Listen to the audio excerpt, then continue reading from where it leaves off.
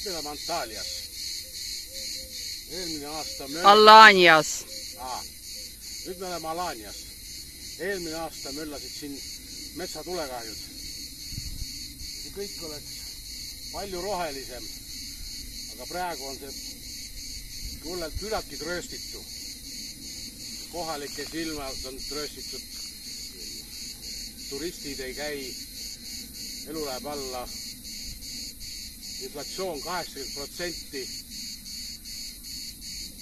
vastupidi Eestis on ainult 21%, tähendab 4 korda rohkem. Bensiini hind on tõusnud, aga ikka sõidavad veel.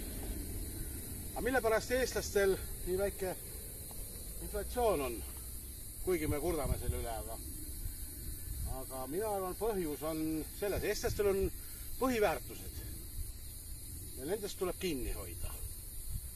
Ja mina olen üks nendest, sest minu põhiväärtus on see, nagu ka muude paljude eestlaste põhiväärtus, A. Le Coq.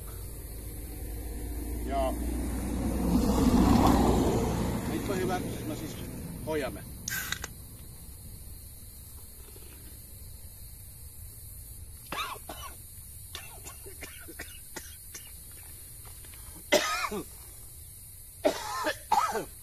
Nii hea on, et kurku läheb.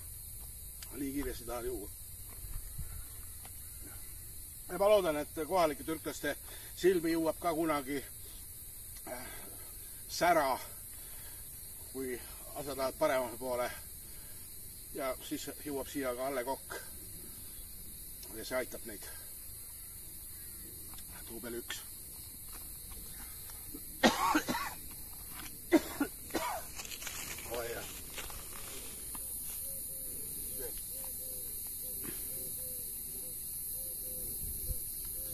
Pole midagi siis öelda, pole midagi öelda.